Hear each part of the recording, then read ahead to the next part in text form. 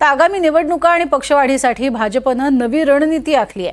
भाजप आपल्या पदाधिकाऱ्यांना कार्यकर्त्यांना विशेष कार्यकारी अधिकारी हे पद देणार आहे। प्रत्येक 500 नागरिकांमागे एक विशेष कार्यकारी अधिकारी असणार आहे। या विशेष कार्यकारी अधिकाऱ्यांना केवळ कागदपत्र साक्षांकित करण्यापुरता अधिकार नसून इतरही अनेक अधिकार मिळणार आहेत। भाजपच्या सुमारे 75,000 कार्यकर्त्यांना विशेष कार्यकारी अधिकारी हे पद मिळणार आहे। पुण्यातल्या एका मेळाव्यामध्ये मंत्री चंद्रकांत पाटील यांनी ही माहिती दिली आहे। अधिक माहिती घेऊयात, राहुल कुलकर्णी आमचे प्रतिनिधी आपल्या सोबत आहेत। राहुल, नेमका काय स्वरूपाचा हा निर्णय आहे आणि अर्थातच आपले कार्यकर्ते जे आहेत ते येत्या काळामध्ये कसे वाढतील आणि कसे टिकून राहतील या दृष्टीनेच हे प्रयत्न म्हणावे का? 2014 ते 2019 या देवेंद्र फडणवीस यांच्या सरकारच्या पहिल्या काळामध्ये भारतीय जनता पार्टीच्या कार्यकर्त्याकडे दुर्लक्ष झालं अशी तेव्हाही तक्रार होती आणि ती नंतर आताही जेव्हा सत्ता आली आहे तेव्हा ती कायम राहिली।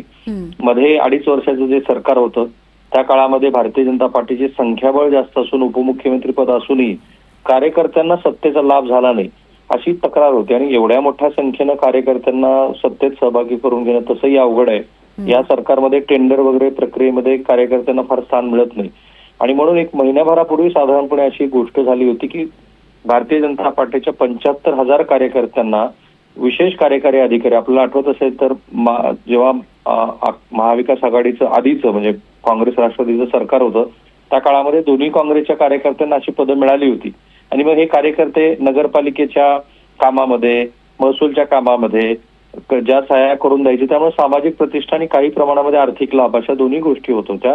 आता त्याचीच माहिती चंद्रकांत पाटील यांनी दिली आणि थोडके नव्हे तर 75,000 भारतीय जनता पार्टीचे कार्यकर्ते हे विशेष कार्यकारी अधिकारी, दंडाधिकारी होतील आणि मग त्यांना वेगवेगळ्या कागदपत्रावरती सहाय्य करण्याच्या व्यतिरिक्त आणखी काही अधिकार मिळतील। आता त्या अधिकारांचे तपशील जरी त्यांनी सांगितले नसले तरी जे नॉन एक्झिक्युटिव्ह गोष्टी आहेत त्या नॉन एक्झिक्युटिव्हच्या त्यांना अधिकार मिळतील। कदाचित पासपोर्ट संदर्भामध्ये व्हेरिफिकेशनचे काही अधिकार त्यांना मिळतील किंवा अलीकडच्या काळामध्ये ज्या वेगवेगळ्या शासकीय योजना आलेल्या आहेत त्या शासकीय योजनांसाठी शिफारशी करण्यासंदर्भामध्ये काही अधिकार मिळतील अशी ती गोष्ट आहे। आणि हा तो पक्ष आहे की ज्याला आपले भारतीय जनता पार्टी 2029 ची विधानसभा निवडणूक स्वबळावरती लढायची आहे आणि 2 कोटी सभासद करायचे, तर त्यासाठी आता कार्यकर्त्यांचा सत्तेतला सहभाग वाढावा या दृष्टीने हे प्रयत्न सुरू आहेत। नक्कीच, तुर्तास धन्यवाद या संपूर्ण सविस्तर माहितीसाठी राहुल।